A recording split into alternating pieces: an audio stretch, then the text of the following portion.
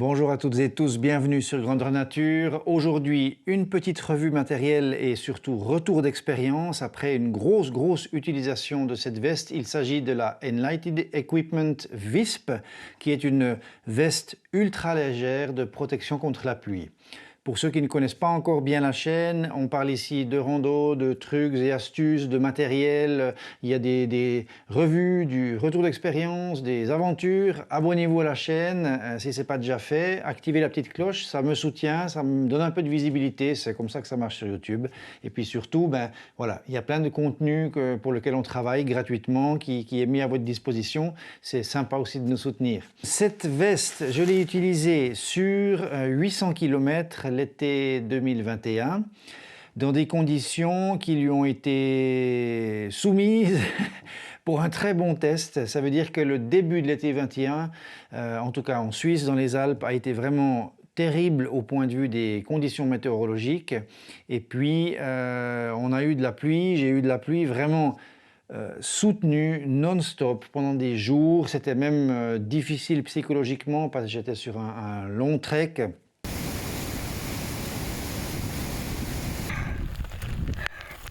Très froid là, tout est trempe. Très froid de glace, voilà, 2966 mètres. Il y a du vent, ça wind, c'est parti. Voilà le Mordor là-bas. Gros orage, je ne vais pas trop traîner sur le col, on y va. J'étais solo, tout était trempe, enfin c'était vraiment infernal.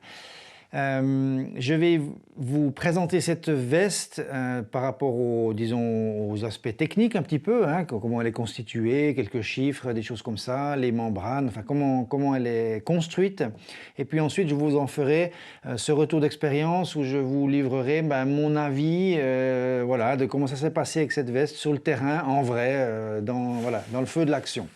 Alors tout d'abord, pour voir un petit peu sa structure, c'est très simple, ça veut dire que c'est une veste avec une fermeture éclair intégrale, donc ça c'est juste à souligner quand même. Il n'y a aucune poche, il n'y a absolument pas de poche ventrale, pectorale à l'intérieur, il n'y a rien du tout. C'est réduit à sa plus simple expression de la veste de pluie, avec une capuche qui est réglable en deux points, ça veut dire un point sur l'arrière pour le serrage ici et puis le relevage un petit peu, et puis sur le devant ici pour vraiment venir enserrer plus ou moins jusqu'à qu'il n'y ait quasiment que le nez et les yeux qui sortent quand vraiment il y a des gros blizzards et qu'on veut vraiment se capitonner, se protéger.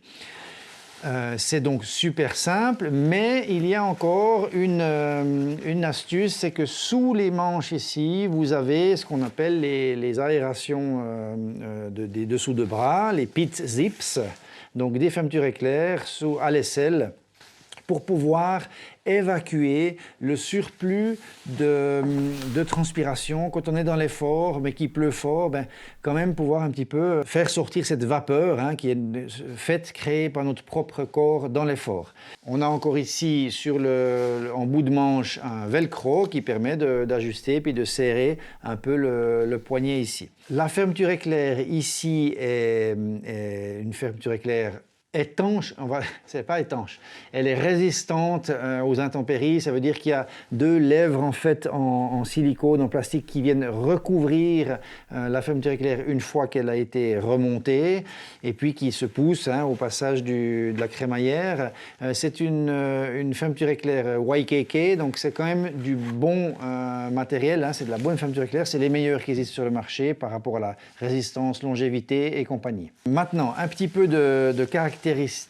La première chose que je veux souligner, c'est le fait que cette veste m'a été envoyée par Enlighted Equipment pour être mise en test, donc que je puisse la tester en endurance pendant un bon moment. C'est mes conditions toujours, c'est-à-dire je ne fais pas de retour d'expérience, je ne donne pas mon avis sur des produits que je n'ai pas testés sur une durée qui permette vraiment de comprendre comment fonctionne le produit. Donc je peux garder cette veste, on me l'a envoyée gratuitement pour test, c'est quelque chose que vous devez savoir. Pour moi, ça ne change rien dans le sens où, tout simplement, j'utilise des choses qu'on m'envoie, ça me permet de tester des nouvelles choses. Je ne teste et accepte que des choses que j'aurais volontiers choisies pour moi parce que c'est quelque chose qui m'intéresse et qui me plaît et puis dont j'ai l'utilité. Pas de chenilles périphériques, si on veut, dont je n'ai pas l'utilité. Ça, c'est important. Donc, j'aurais pu acheter cette veste et puis je vais vous livrer mon ressenti comme tel. Ça veut dire, si j'avais acheté cette veste, qu'est-ce qu'il en ressort au point de vue de l'utilisation pure, de mon sentiment et puis du conseil. Est-ce que je conseille, oui ou non, d'acheter ça? Ce n'est pas forcément le cas, hein. Il y a eu des produits chez Montbell aussi que j'ai pas forcément mis en avant, que j'ai même un petit peu dénigré suivant les choses, que je trouvais pas tout à fait assez bien conçues ou qui pour moi passaient un peu à côté du cahier des charges, des choses comme ça. Donc on va en parler de tout ça. Maintenant, par rapport au prix, elle est à 210 $. C'est un certain prix, c'est des vestes ultra légères, c'est des prix qui sont assez fréquents, plus ou moins dans les vestes ultra light, modernes, on va dire, etc. C'est pas des prix Decathlon, ça on est tous bien d'accord. Vous trouvez d'autres vestes qui iront bien comme veste de pluie, hein. Pas non plus trop se prendre le chou. N'oubliez pas que pour ma part, par exemple, c'est mon boulot en fait. YouTube, j'en vis aussi ou j'en survis en composant avec d'autres choses, mais randonnée, c'est quelque chose que je fais plus de 2 mois par année à temps plein, donc c'est quand même c'est une partie, disons, importante.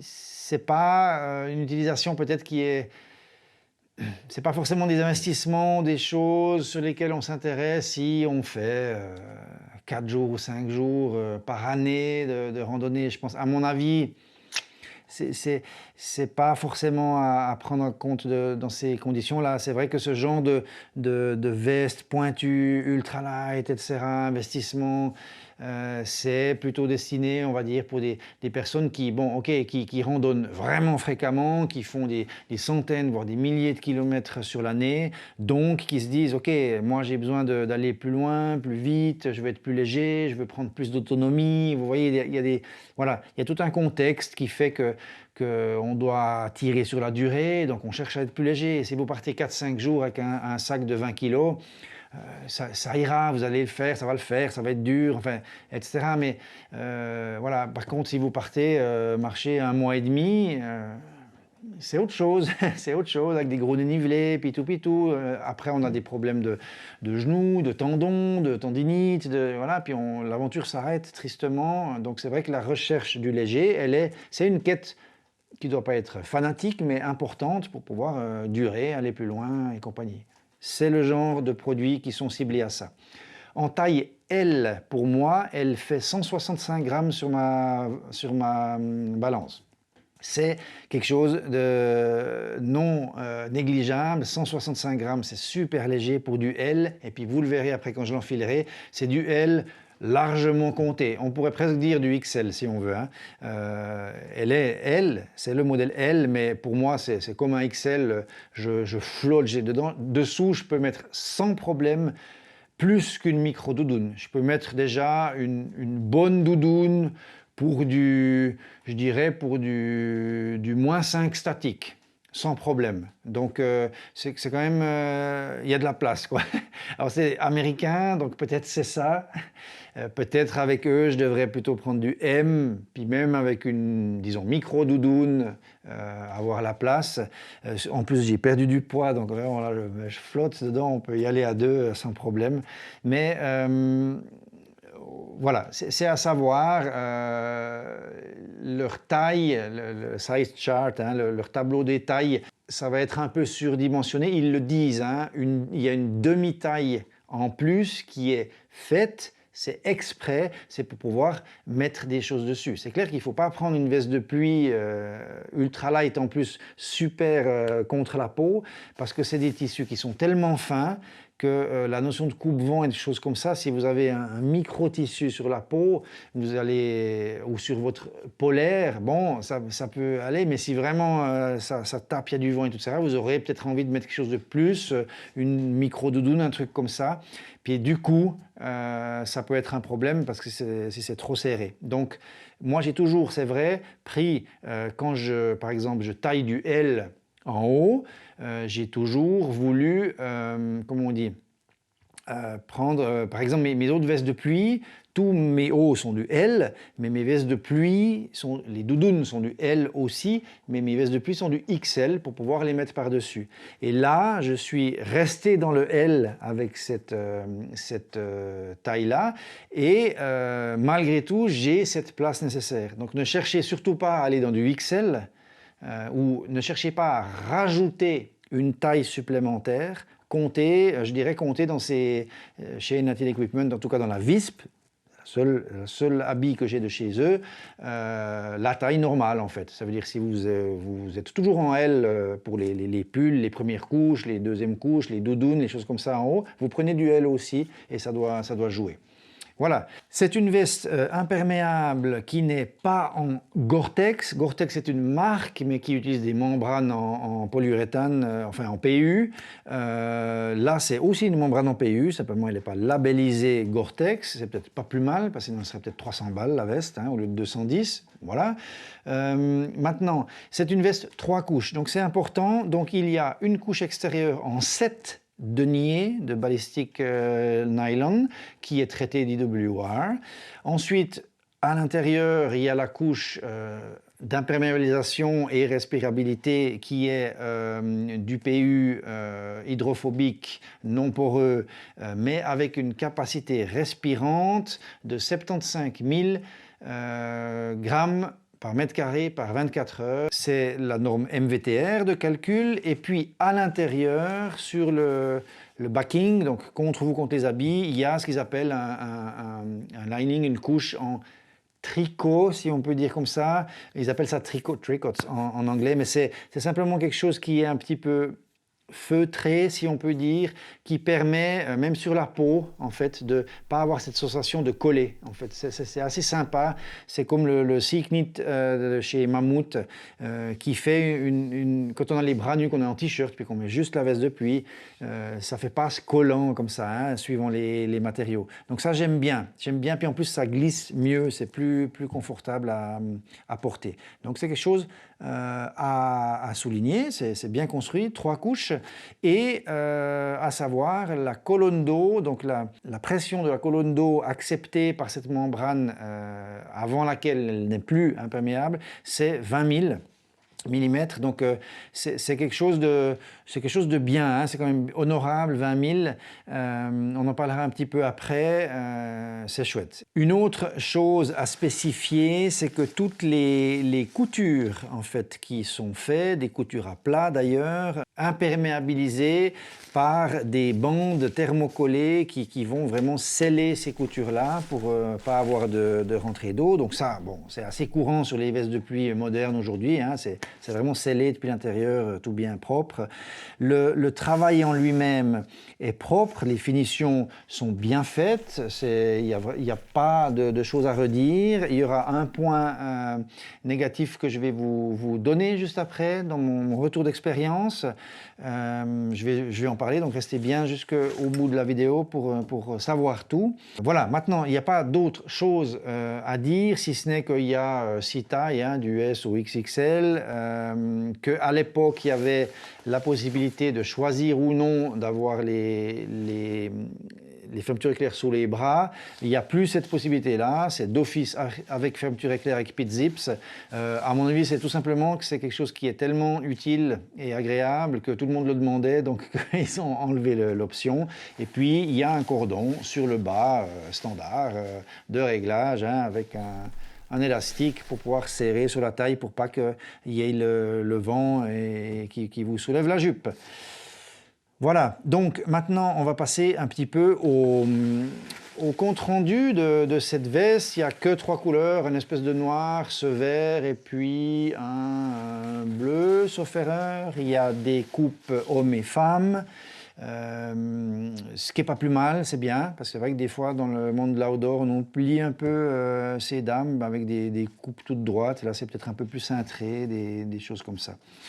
165 grammes, donc c'est de l'ultra léger. Moi, j'ai été conquis. Avant celle-ci, j'avais dans mon set la Montbell Versalite, qui n'est pas une veste 3 couches et qui, par rapport à l'imperméabilité, nécessite un entretien régulier de la couche extérieure en traitement déperlant pour garantir une imperméabilité, disons, soutenue. Donc elle marche dans certaines situations. Par contre, d'expérience, je sais que si je l'avais eu, cette Versalite, sur les conditions que j'ai eues l'année passée avec pluie toute la journée, tout le temps, etc., j'aurais peut-être eu d'autres soucis et puis j'aurais eu probablement quand même des entrées d'eau au bout d'un moment donné parce que je ne pouvais déjà pas faire un entretien sur plus d'un mois, donc c'était un peu compliqué. 800 km avec des dénivelés en milieu alpin, du vent, de la pluie, mais de la pluie, vraiment, il y avait même de la neige, le patch là qui arrivait, enfin c'était vraiment costaud. Maintenant, quel retour d'expérience je fais avec cette Visp de chez Headland Equipment? Moi, elle m'a absolument convenu, dans le sens où elle a résisté sans aucun problème à toutes les intempéries que j'ai traversées dans ce chemin des cols alpins en 2021. Et je me répète, mais c'était costaud, je vous promets. J'essaierai peut-être de mettre 2-3 images, sinon allez voir mes vidéos sur cette aventure. C'était costaud et puis elle ne m'a pas fait faux bond. Je dois dire aussi que dans certaines zones, j'étais équipé d'un parapluie en plus, et puis dans certaines zones, j'ai aidé avec mon parapluie pour pouvoir un petit peu me mettre au sec, mais dans le sens pour pouvoir moins avoir toujours le visage qui dégouline, et puis etc. Puis ça m'aidait un petit peu moralement à un abri parce que j'en pouvais plus, ça faisait des jours et des jours.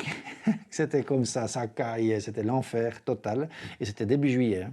Mais j'ai vraiment voilà, eu pas de souci avec cette veste. Maintenant, si on parle de cette imperméabilité-là qui m'a tout à fait convenu, on peut parler de la respirabilité. Donc c'est donné en 75 000, c'est un chiffre astronomique par rapport aux 20 000, souvent c'est peut-être 30 000 ou des choses comme ça. Là, c'est soi-disant un truc absolument, incroyablement respirant. J'irai pas jusque-là. Disons, dans mon ressenti personnel, dès le moment où on est, enfin, pas où on, je ne dois pas dire on, mais dès le moment où je suis dans un effort, même s'il pleut, qu'il y a du vent, qu'il ne fait pas très chaud, etc., mais dès le moment où on a une membrane qui nous protège bien de la pluie, qui est bien imperméable, il y a un moment donné, il ne faut pas délirer, c'est aussi du marketing. La respirabilité, ça ne marche plus. Parce que la respirabilité, elle a une capacité c'est des calculs, les 75 000, c'est sur 24 heures, des choses comme ça. Hein, combien va pouvoir de grammes d'eau en évaporation, d'humidité va pouvoir sortir par pression sous la membrane. Mais on est tous conscients que c'est l'idée de la vapeur d'eau qui fait des gouttelettes plus petites que les grosses gouttes d'eau qui arrivent sur l'extérieur, donc qui ne passent pas des petits trous. Et puis par contre, la vapeur, qui est un état entre guillemets gazeux, hein, si on veut, permet une sortie. Mais à un certain moment donné, quand vous donnez trop en débit dedans, parce que vous marchez, quoi. On ne va pas marcher tout doucement parce qu'on ne veut pas transpirer. Il y a un moment donné où ça ne marche plus. Et puis, la seule chose qui peut un peu vous aider, c'est d'ouvrir un petit peu ici parce qu'il faut que ça sorte. Et ça, par contre, ça marche bien. Parce que vous avez en fait sous les bras ici, la pluie, elle vient pas. Et puis vous avez une sortie possible d'un peu ou d'une bonne partie déjà de votre transpiration et ça sort. Ça marche bien. Ça, c'est quelque chose d'intéressant et puis pour moi, c'est vraiment maintenant, c'est pas un luxe, c'est une condition pour mes vestes de pluie d'avoir les aérations sous les bras qui vraiment permettent de sortir le surplus qui jamais sera évacué par la respirabilité d'une membrane. Il ne faut pas délirer, hein, parce qu'il y a beaucoup trop. Donc ça veut dire que j'ai eu aussi chaud dans cette veste-là, et puis j'ai eu aussi une moiteur à l'intérieur, où tout à coup il fallait que j'ouvre pour comme ça, et puis chut, on referme même s'il pleut. Voilà, il y a eu des moments comme ça, c'est inévitable. C'est comme ça, c'est tout. Et puis c'est là où il faut gérer les premières couches, peut-être avoir de la laine qui, même quand elle est mouillée, vous tient encore chaud comparé au synthétique. Voilà, des questions plutôt comme ça. Ne pas trop s'habiller pour pouvoir, dès qu'on s'arrête, hop hop, mettre quelque chose de sec et puis se maintenir au chaud. Donc ça, c'est quelque chose, à mon avis, qu'il faut maintenant assimiler dans les membranes. Il n'y a pas de miracle, il faut arrêter de délirer, quoi. Il y a des choses qui marchent bien. Alors, par contre, du coup, elle m'a tenu au sec depuis l'extérieur, et ça, je le sais bien, parce que ça y allait, hein, sur les épaules, les bras, la tête, le chapeau, etc. Casquette sèche dessous, pas de problème. Légèrement humide, parce que mes cheveux transpiraient dans la casquette, vu qu'il y avait en plus le capuchon dessus, puis que j'étais dans l'effort. Donc, à l'intérieur, c'était un peu humide, mais le tissu extérieur de la casquette, absolument sec, pas de problème, épaules, voilà. J'ai eu le dos mouillé, forcément, là où le sac à dos appuie, la membrane, elle se colle, ben là, c'est mouillé, même à l'intérieur, c'est normal, hein, c'est inévitable, voilà. Il y a des choses sur lesquelles on ne peut pas déroger, enfin voilà, c'est obligatoire. Maintenant, point positif, donc le point positif, la légèreté, 165 grammes en L, c'est génial, c'est super. Les petits réglages, voilà, le bas ici, ben, c'est bien d'avoir, de pouvoir serrer sur les hanches. La capuche se règle bien, j'arrive à faire quelque chose qui me convient bien sur la casquette, machin, ça joue bien. Petit dommage, peut-être, elle ne remonte pas très bien, pour moi, elle est un peu à mi-menton. Et j'aime pas trop, donc je la passe un peu là. J'aurais bien voulu, en fait, un truc qui monte plus haut, plus ici. Ça, c'est quelque chose que j'aime bien dans les vestes, de pouvoir, quand vraiment il y a des vents forts, etc., de pouvoir avoir une protection ici. Alors là, du coup, il faut le faire avec un bœuf ou quelque chose différemment, mais quand c'est de la pluie qui vous vient contre, des choses comme ça, c'est juste un petit peu dommage, parce qu'il faut laisser le menton dehors, et puis si on est un peu entre deux, c'est voilà, comme ci, comme ça. Mais bon, voilà, ça va quand même. Pas de poche. Bon, en même temps, moi j'ai des poches plutôt sur le sac à dos, devant, ventrale. J'ai pas forcément besoin de poche, mais c'est vrai que pour le smartphone, des choses comme ça, une poche étanche pourrait être utile, mais je l'ai sur mon sac à dos de nouveau. C'est un parti pris pour la légèreté, donc ils ont choisi de faire comme ça, et puis ben moi ça a marché. Voilà, à vous de voir. Point négatif. Le point négatif, c'est ça, en fait. Ça veut dire que soit il n'y a qu'un scratch et il n'y a pas une partie élastique, hein, donc il n'y a que ce scratch. Ça veut dire que vous avez une fermeture rigide. Donc vous mettez votre veste, ben la manche elle flotte un peu, ok.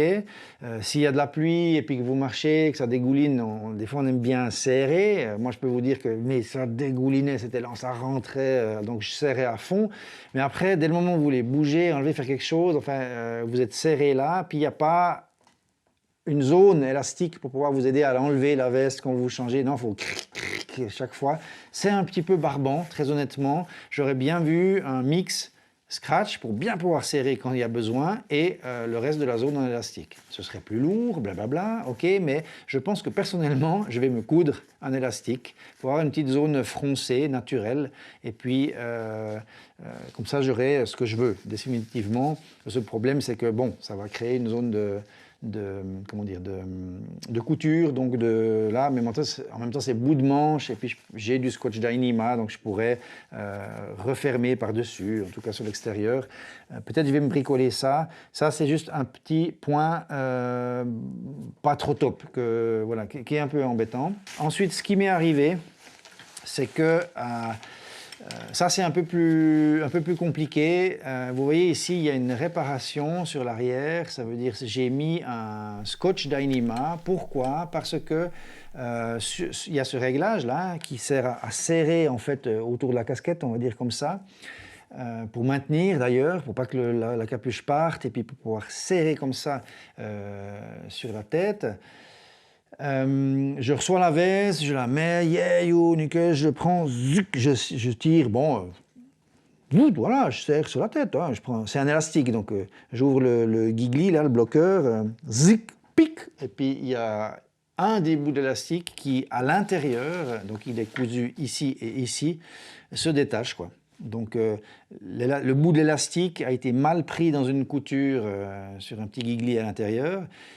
Et puis voilà, donc merde. Là, je me dis, ah, ok, donc tu mets là, le premier truc que tu tires, il te reste dans la main, quoi. Voilà, après j'analyse, je regarde. J'ai quelques petites connaissanses de couture, donc je regarde qu'est-ce que je peux faire, je décide, est-ce que j'ouvre depuis l'intérieur? Non, là il y a la membrane, machin. Alors je décide d'ouvrir moi-même sur l'extérieur, faire une petite incision, toute petite. Je regarde par transparence dans la lumière comment c'est fait. Alors je vois dedans, il y a un petit bout de tissu, une petite languette sur lequel est cousu l'élastique. Donc je me dis, bon, rien de terrible. Je fais l'incision, je fais la couture à l'intérieur, je referme, et puis j'ai dans mes caisses de couture, parce que j'ai créé un sac à dos moi-même, etc., du Scotch Dyneema qui me permet de resceller. Ce Scotch Dyneema, je l'ai mis avant de partir, il a 800 km, il a pris la pluie, les frottements, les machins, les trucs, j'ai pas fait attention plus que ça tient toujours, ça me bronche pas, il n'y a pas une goutte d'eau qui est rentrée, donc ma réparation a joué. Par contre, c'est vrai que c'est un cas de service après-vente, hein, typiquement, il vous arrive ça, c'est direct, vous renvoyez, et puis par contre, je sais que Enlighted Equipment va vous reprendre ça. Alors, c'est lent par contre, ils ne sont pas autant performants que Zipax qui sont redoutables dans le service après-vente, hein, mais en plus c'est aux États-Unis, donc vous avez ça, vous devez décarrer le cas, il faut renvoyer, il faut attendre le temps que ça aille, ils vont vous en renvoyer une autre, très probablement, pas forcément la réparer, et puis voilà, mais ça plombe quand on a mis 210 balles, plus l'importation aussi, en plus pour les personnes qui sont en France, vous avez la TVA à 20%, tout ça, ouais, ouais, moi ça me gonflerait, et même en ayant reçu cette veste, ça m'a gonflé. J'ai dit, les mecs, merde quoi, voilà. Bon, ça peut arriver. J'ai pas plus que ça entendu de retour négatif par rapport à ce genre de choses chez Enlighted Equipment. Toujours est-il, faut pas lâcher, puis vous renvoyer, puis ils vont vous en renvoyer une, mais ça peut prendre du temps, puis ça peut être critique, hein, suivant quand vous allez partir dans votre trek, vous attendiez ça, bon... Voilà, c'est un peu embêtant, mais c'est comme ça.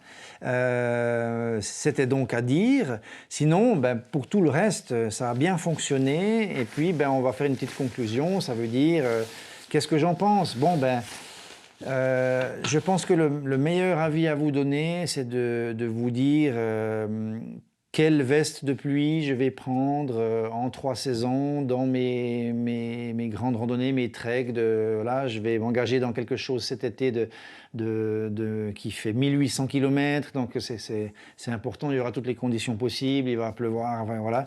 Je vais prendre la Visp cet été. Parce que c'est la meilleure protection que j'ai eue jusqu'à maintenant par rapport à la légèreté. J'ai eu tout autant bien, mais pour des choses un peu plus costauds, hein, chez Mammouth et compagnie, avec d'autres types de vestes. Pour moi, elle est supérieure à la Versalight par rapport à mon expérience. Là, je ne l'ai pas du tout entretenue dans le sens déperlante.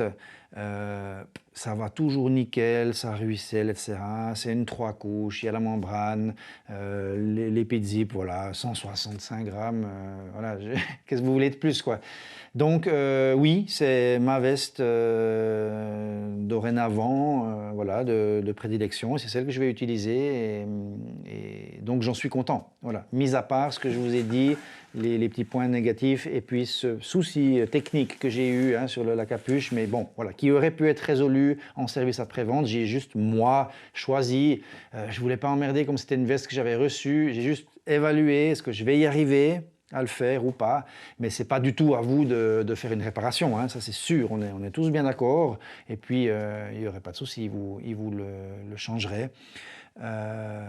Voilà, donc j'espère que cette revue, mais retour d'expérience, vous a appris quelque chose pour ceux qui s'intéresseraient à cette veste-là. Voilà, dans le monde de l'ultra léger, elle est bien connue. Il y a celle-là, il y a les Ipax, il y a Versalite, mais je dirais que c'est un autre type, parce que déjà, c'est pas des 3 couches. Voilà, là, il y a une membrane. C'est bien, c'est un bon produit, léger, bien foutu, ça joue, ça marche, ça fonctionne. Et puis, que veut le peuple, comme on dit. Voilà, j'espère que cette revue vous a plu. Merci pour un pouce bleu, mettez vos commentaires, posez-moi vos questions, n'hésitez pas, abonnez-vous à la chaîne, activez la petite cloche. C'est tous des gestes en fait qui nous soutiennent, qui me soutiennent, qui me permettent un peu de visibilité, de m'aider. Tout ce que je fais, ça, c'est des heures et des heures de vidéos, d'édition, des choses comme ça. Donc ça soutient la chaîne, je vous remercie beaucoup. Et puis bonne rando à vous, prudence et à la prochaine. Ciao, bye bye.